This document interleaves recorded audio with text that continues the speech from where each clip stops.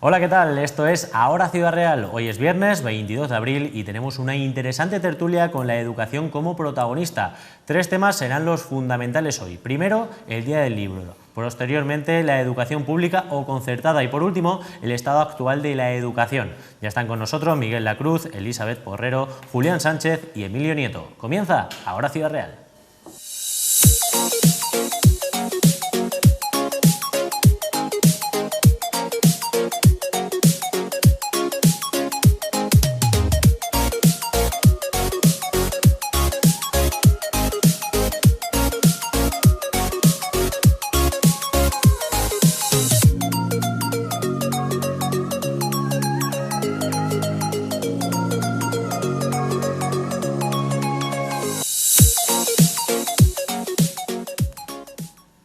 Hola amigos, volvemos un día más con Ahora Ciudad Real. Hoy queremos hablar largo y tendido de educación.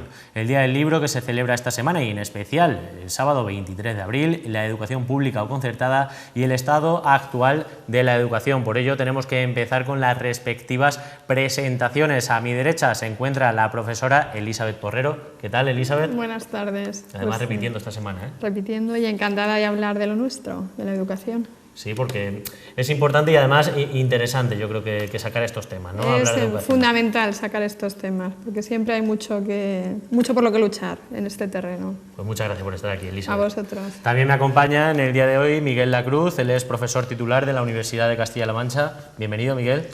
Bien hallado, muchas gracias por invitarme. Además, que es la primera vez que vienes esta temporada. Miguel Lacruz, seguro que muchos de ustedes lo conocen, ha sido director de un colegio público, un instituto Miguel Turra, también ha sido subdelegado del Gobierno de España en la provincia de Ciudad Real. Sí. Ahora, ¿qué cargo? Porque siempre tienes algún cargo, ¿eh? Nunca... No, ahora soy profesor titular de la Facultad de Educación, de lo que me siento orgulloso, y a raíz de esto, el año pasado también me nombraron vicepresidente del Consejo Escolar de Castilla-La Mancha por votación de todos sus componentes. No fue un cargo nombrado a dedo, sino por votación de los representantes regionales del Consejo Escolar, con lo cual también me siento muy orgulloso de contribuir en ese órgano regional a poner un granito de arena en mejora de la educación. Eso es, así es. Pues Miguel, muchísimas gracias por estar aquí. Gracias. Nos acompaña también el primer decano de la Facultad de Educación en la Universidad de Castilla-La Mancha, aquí en la provincia de Ciudad Real, Emilio Nieto. Emilio, ¿qué tal? Bienvenido. Pues muy bien, buenas tardes, bien hallados a todos y estupendo que mi amigo Miguel esté en el consejo en el que yo estuve 8 años. Sí. Es verdad que fueron 8 años de trabajo que luego no sirvieron para nada, pero que trabajamos. Eso es importante. ¿No sirvieron? No sirvieron para nada, ¿no? O para muy poco. Bueno, veremos a ver si con el paso de los años... Es que no es vinculante, no las decisiones del Consejo solamente sirven eso para aconsejar, pero no son vinculantes. Entonces hay unos debates tremendos en el Consejo, pero luego resulta que no se plasman en las leyes y lo que no aparece en el boletín oficial del Estado no aparece. No vale, no existe. En fin, veremos a ver qué puede suceder. Pero yo le deseo suerte, de todas maneras, a Miguel, porque se lo merece. Eso es. Pues Emilio Nieto, y por último también nos acompaña Julián Sánchez, él es director de Colegios Salesianos, hermano Gárate de Ciudad Real, y además también es presidente provincial de Escuelas Católicas de Ciudad Real. Julián, bienvenido. Bien hallado. Es que me encuentro mal de hoy con un catarro, perdonad. Pero no podía fallar, ¿no? Me siento muy orgulloso de estar aquí, entre estos tertulianos también, y sobre todo porque la educación para nosotros es una tarea apasionada y apasionante, y por lo tanto intervenir, hablar en cualquier foro de la educación, además de llevarla día a día, pues es eso, una pasión. Pues Julián, muchísimas gracias por estar aquí.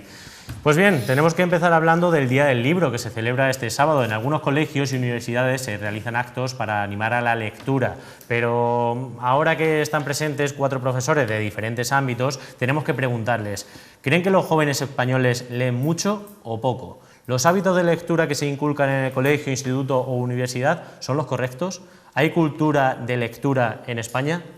Yo creo que tenemos que empezar por Elizabeth Porrero, ¿no? La única mujer que hay en esta mesa, a ver si... Elizabeth.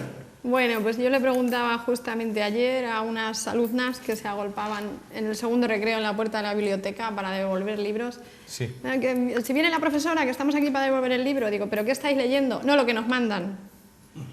Entonces, bueno, de vez en cuando me encuentro con algunas felices criaturas, que yo creo que son más felices porque leen más, que sí leen cosas aparte de lo que les mandan, pero en general las líneas van porque se lee lo que es obligatorio leer porque me examinan los de lengua y ya. A mí me gusta escribir, ya lo sabéis, y yo ahora mismo, que tengo 38 años, que estudié Ingeniería Química y que doy clase de ciencias, echo de menos que me hubieran obligado a leer más. Porque aunque fuera obligado, pero uno se empapa y lee cosas y luego se acuerda y luego tiene sus referencias. A mí me hubiera gustado que me hubieran hecho leer más clásicos. Yo no me leí en su momento a la Celestina o el Mio Cid o cosas de estas que son imprescindibles. Entonces yo creo, lo dije ayer y lo digo muchas veces, leer es chutarse más vida, es vivir mejor, es vivir más vidas. Es viajar sin moverte de tu casa, es abrir la mente. Yo creo que leer es fundamental. ¿Y qué falla? Pues luego tenemos otra parte de esta tertulia sobre la educación. Falla la educación. Los profesores, yo creo que coincidirán conmigo mis compañeros, sobre todo en este momento de la vida, vamos a contracorriente. No podemos luchar contra Telecinco, contra estos ídolos que salen ahora, que porque salen en Gran Hermano son famosos. No podemos luchar contra futbolistas, con todos mis respetos, que a veces no saben hablar. No podemos luchar contra todos estos ídolos de barro que no inculcan o que no triunfan porque han leído, porque han investigado, etcétera, etcétera. Y luego yo no soy madre, no me quiero meter, por supuesto, mucho en la educación que dan los padres en casa, pero hay que fomentar los hábitos de lectura. Yo creo que si los padres también inculcaran en casa el leer, el por la noche tomar un rato de lectura conjunta, de lectura en voz alta, pues yo creo que todo esto podría mejorar. Vamos a ir uno por uno. Yo ya os comento también que es una tertulia, que puede intervenir quien quiera y hacer el comentario que quiera. Pero ahora, al principio, Miguel Lacruz. Sí, yo estoy de acuerdo con Elizabeth, que creo que se lee poco y se lee mal. Creo que en estos momentos las nuevas tecnologías mal utilizadas para la educación están invadiendo y están empobreciendo el lenguaje por medio de esos WhatsApp y mensajes a través de los teléfonos móviles. La gente no lee, la gente vive de la imagen y como tanto la gente no piensa, no siente y no es. Yo creo que la lectura tendría que ser algo que se inculque en la escuela desde la educación infantil hasta la universidad y para toda la vida, porque cada vez que uno lee es más y es mejor ser humano, persona, piensa, siente, puede sentir lo que otros han contado y lo que otros han vivido. Pero además estamos en Ciudad Real, en la Semana de Cervantes. Los que me conocen sabéis que soy defensor absoluto de la filosofía, los mensajes, el ideal de vida que Don Quijote de la Mancha, Cervantes a través de Don Quijote y de Sancho Panza y los otros personajes de Don Quijote nos han aportado y nos han dado.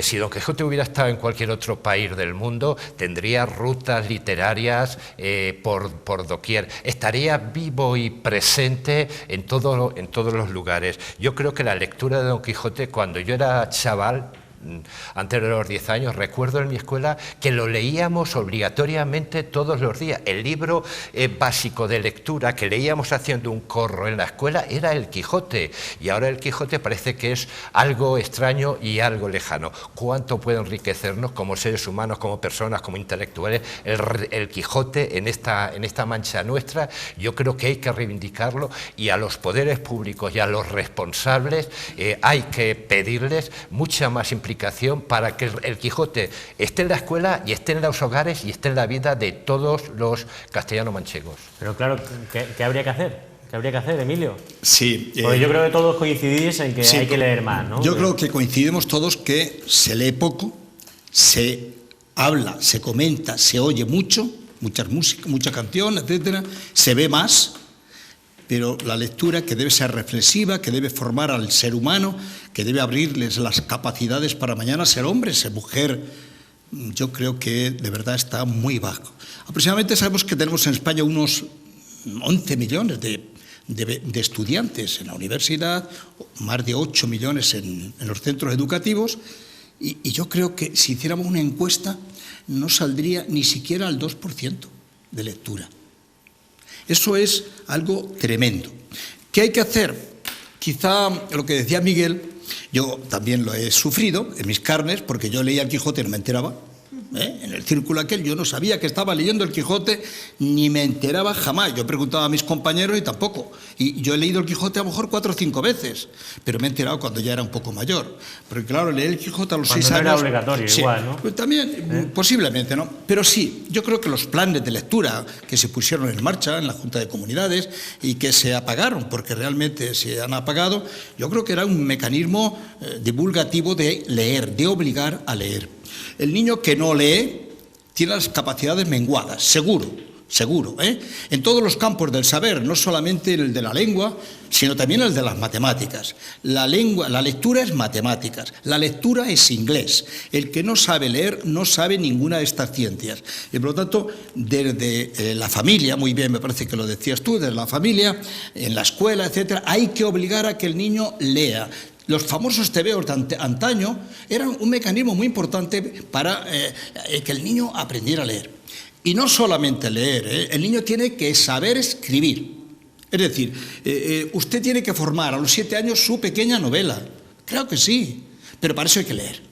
Es necesario leer para crear. Y el que no crea, el que no lee, no cree. Julián. ¿Qué me dices? Bueno, estoy muy de acuerdo en el diagnóstico, ¿no? Y yo quisiera subrayar un poco. Efectivamente, los alumnos leen poco, pero yo lo relaciono y veo que en aquellas familias que hay una cultura de lectura, nuestros alumnos, nuestros más jóvenes, leen más. Donde las familias no tienen el hábito, la cultura de leer, nuestros alumnos y alumnas leen menos. Entonces, es algo que va muy directo. Cómo la familia educa y educa también para leer. Ese es un aspecto que quisiera subrayar. Otro aspecto es que el colegio es imposible hoy competir para que nuestros alumnos lean con lo que ya también ha salido con los medios de comunicación social, pero no en general con los medios, sino qué mensajes de los medios, qué personajes nos transmiten, qué valores, qué lenguaje. Entonces, un colegio, incluso me atrevería a decir, hasta las familias, muchas no pueden contra esto. Luego estamos en muy pequeñas situaciones que podamos realmente mejorar. Y pongo un detalle. Hoy día en los cumpleaños, las comuniones, no digamos, ¿qué se regala a los niños? ¿Cuándo habéis visto que se regale un libro a un niño en una comunión? Yo con mis sobrinos, el que regala un libro de la Biblia o de algo bonito para ellos, soy yo y no sé si habrá alguno más. Entonces, claro, regalamos todas estas tecnologías que de verdad los niños nos dan base a nosotros para entender que sabemos menos que ellos. Yo creo que habría que recuperar aquello que yo también creo que en mi tiempo hacía con mis hijas, y es acostarse leyendo. Es decir, ahora los niños no se acuestan leyendo. Yo ya tengo nietos y veo que no leen y que no se acuestan leyendo. Yo recuerdo que cuando se educa a los niños y cada día el último pensamiento es la lectura que le ha hecho el padre, la madre, el abuelo, la abuela, el hermano mayor, se duerme y se despierta de otra forma. Y luego terminan, cuando ya son un poco mayores, acostándose leyendo. Y creo que eso tendríamos que recuperarlo. Era una costumbre social que ahora también se ha perdido. Nos acostamos con las imágenes de la televisión, apagamos la televisión y a dormir. Antes lo que apagábamos era cerrar las tapas del libro y dormirnos soñando aquello que habíamos leído. O te quedabas dormido con el mismo libro, ¿no? Claro. Sí. Mamá y papá te leían cuentos al dormirte, ¿no? Sí. Claro. Y además eso era... y el niño claro. Te pedía que le contaras un cuento, que se lo leyeras. Había niños que sabían los cuentos sin haber aprendido a leer todavía, porque por su edad no había podido aprender, pero de tanto repetir el papá o la mamá todas las noches, mamá, cuéntame un cuento, papá, se lo repetían y al final los niños te sabían los cuentos y tú te creías que los estaban leyendo realmente y no era así. Esto es igual uno de de las posibles soluciones, ¿no? El que vuelvan a leer por la noche, pero ¿cuál puede ser otra solución para que se lea más? Porque claro, todos coincidís en que se lee poco, los medios de comunicación, las redes sociales y tal, pero claro, hay aquí 4 profesores que deberían de dar también... Una hora de lectura todos los días en los centros, obligatoria. Una hora de lectura, solamente de lectura obligatoria en los centros. Sí. Esa es una propuesta. Hay muchos programas infantiles de televisión. Yo en los programas de televisión infantiles que a veces veo que contemplan mis nietos, no veo que nunca se lea un libro, que se base en un libro, que se base en un cuento. Hay montones de canales de televisión con montones de protagonistas que nunca es un libro, es una esponja. Hombre, pues, por ejemplo, el protagonista de los dibujos animados, de festivales, de tal, pues tendríamos que empezar por ahí. Es decir, los medios de comunicación sois muy importantes para poder llevar también los libros a los hogares y el deleite o el valor de un libro, de un cuento, de un poema, llevarlo también a los niños. Yo reivindico con Elizabeth a Gloria Fuertes, nuestra poetisa de los niños, con qué simpleza era capaz de, en unos versos muy simples, que los niños la entendiesen. A lo mejor también tenemos que hacer versiones de los clásicos, pero adaptadas a la mentalidad y al lenguaje, al pensamiento y a la psicología de los niños. En fin, vamos a dejar este asunto a un lado y nos centramos posteriormente, seguiremos hablando, pero nos tenemos que centrar en algo que está creando también mucho debate. Dentro de los presupuestos de Castilla-La Mancha se ha decidido congelar la financiación destinada a los colegios concertados, algo que no ha sentado nada bien a estos centros. Tras esta decisión, las valoraciones no han parado. Unos están a favor de congelar la financiación a los colegios concertados y otros están totalmente en contra. ¿Qué piensan nuestros contertulios hoy? Yo creo que Julián Sánchez, que al fin y al cabo es, además del director del Colegio Salesiano Hermano Gárate, es el presidente provincial de las Escuelas Católicas de Ciudad Real, tiene mucho que decir en cuanto a este asunto, ¿no? Sí, representamos a 26 colegios concertados de la provincia de Ciudad Real, pero yo el debate, si me permites, no es tanto enseñanza concertada o privada, sino nosotros lo que queremos defender es que no hay sociedad democrática si no hay libertad para ejercerla. Y por lo tanto, en una sociedad plural y democrática como la nuestra, yo entiendo que todos cabemos. La enseñanza pública porque es un servicio a la comunidad y la enseñanza concertada porque también es pública en este sentido, como otro servicio que da. Evidentemente, nosotros, escuelas católicas y en general la enseñanza concertada, lo que pedimos es que realmente defendamos que los padres tienen derecho, como dice la Constitución, a elegir el tipo de enseñanza, el modelo de educación que quieren para sus hijos. Y es que es muy sencillo, que ejerzan ese derecho. Y que yo creo que en aras de la libertad no se puede suprimir la libertad. Ese es el primer aspecto y bueno, como me imagino que mis compañeros van también a dar paso a otras intervenciones, pero este es el primer reto que yo quiero. No nos situamos enseñanza privada o pública, sino ejercicio de la libertad. En nuestro caso, el derecho a que los padres elijan. Elizabeth. Bueno, que tú vamos a ver. ahí, ¿no? Sí, yo he estado 13 años en un colegio privado, católico, y ahora soy profesora de lo público, con lo cual... Lo primero... Perdona, Elizabeth, de todas formas, también hay un matiz en esto, porque realmente no es colegio privado, es concertado, ¿no? Porque el alumno decíamos privado, no había tanto... Yo iba a San José y decíamos que era privado, sería concertado, no sé, cuando yo estudiaba todos los términos eran más simples.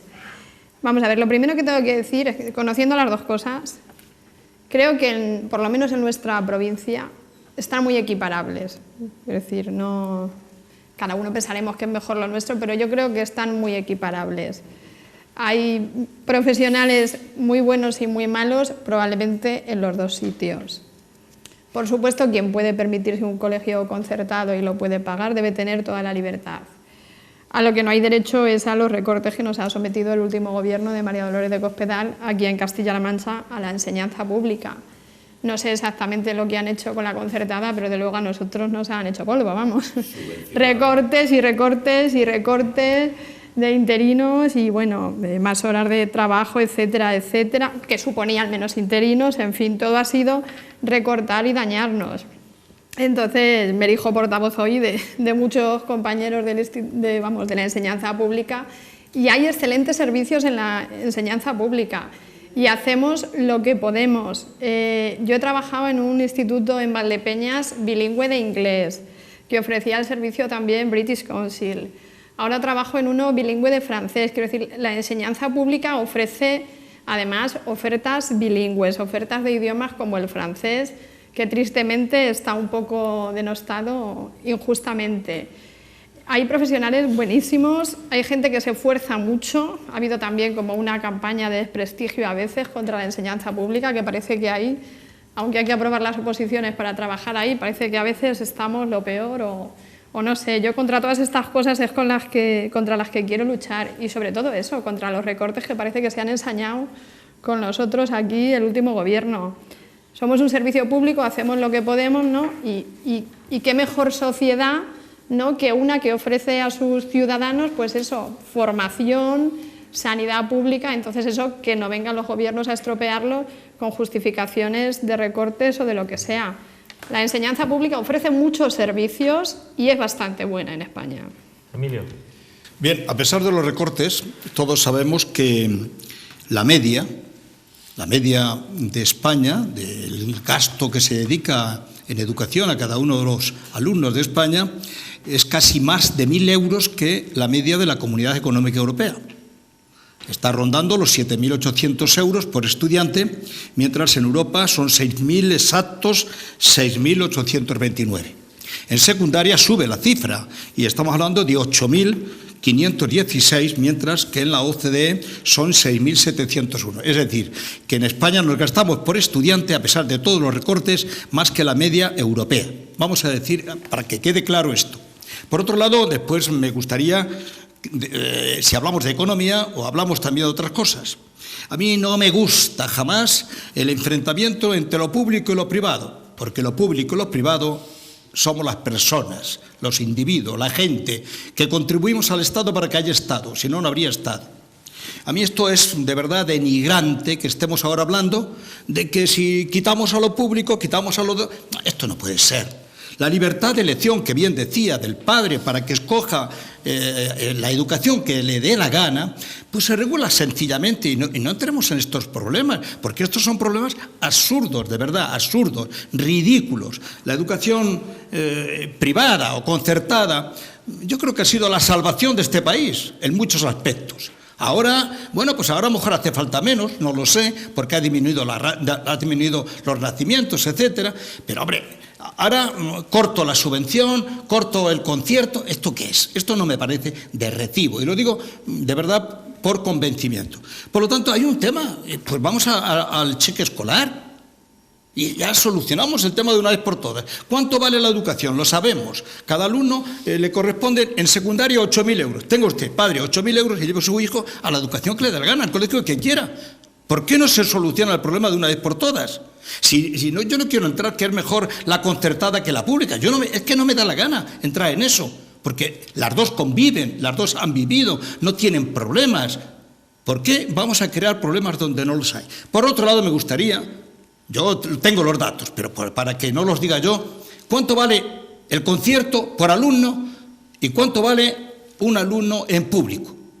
Porque sé que vale mucho más caro lo público que lo privado. Pues que nos lo digan alguien que está aquí en la mesa. Lo que se está pagando en un puesto público, lo que viene costando, está en torno a los 6.800, 6.700, 6.800. En un puesto en la enseñanza concertada está en 2.400, 2.600. Estos son datos.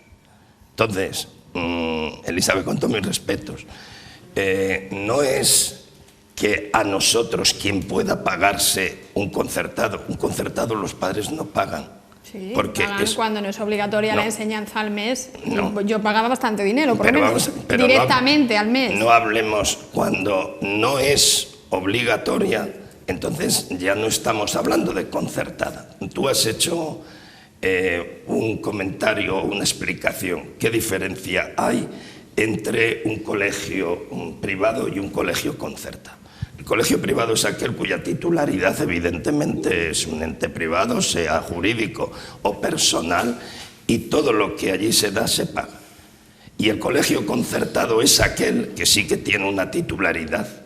En la mayoría de los casos, no del todo, es titularidad religiosa, pero estamos hablando de un 25%, solo un 25%, y es aquel que ha hecho con el Estado o con las comunidades autónomas, ahora ya transferidas, la educación en este caso.